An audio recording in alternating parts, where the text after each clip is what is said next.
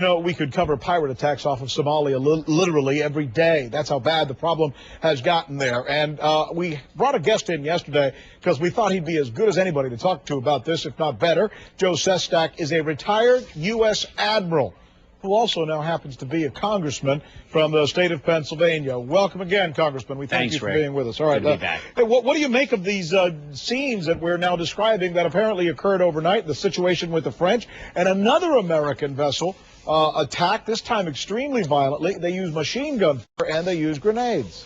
I think that what's most important here is that we prevent an erosion of the international maritime legitimacy, which is established primarily by the U.S. Navy. There's no one better than us.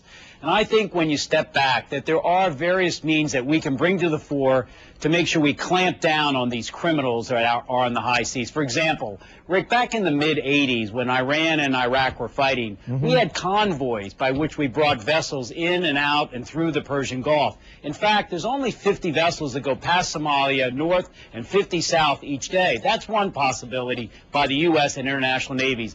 Another one is, back in World War II, we used to put military detachments on merchant marine vessels. But the key thing here, Rick, and I strongly believe this, that while Blackwater and other types of private contractors could always be considered an option, that by and large, the template for the rules of engagement, for the legitimacy of what's going to be, the heft of that has got to be by the U.S. Navy. We have 300 vessels. Yeah, but let me ask you a question, because I was just listening a little while ago to Secretary of State Hillary Clinton, and you know what she said?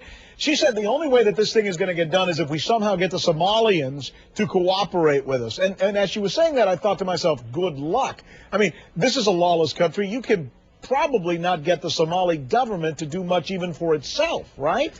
I have a lot of respect for the Secretary of State. That said, I believe what she probably means is ultimately the source of this problem will only be resolved once we resolve the issue of the lawlessness within Somalia. But that is years in the coming. Today, we have bandits on the sea.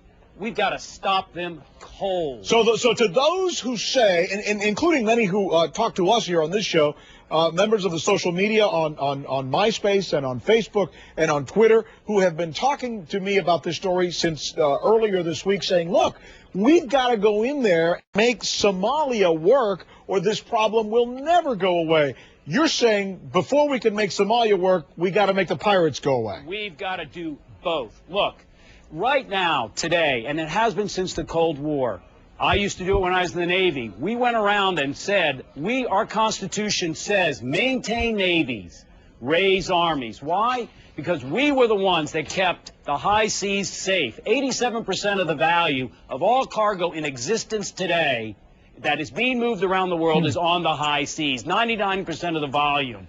There's no reason why we should not today have the heft of our Navy clamping this down. Second, I am a strong proponent of engaging through the international regime about the lawlessness of Somalia. When it broke apart, that's when you had these fishing clans resort first to stopping the international trawlers that were coming in, taking the tuna that I used to see in the Gulf of Aden jump out of the water.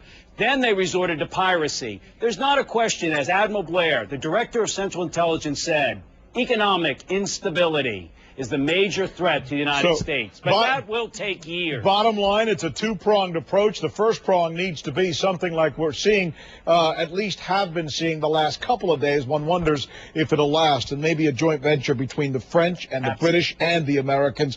Admiral, Congressman, and Admiral/Congressman, thank you, sir, for taking time to talk to us. Thank you, Rick, very much. All right.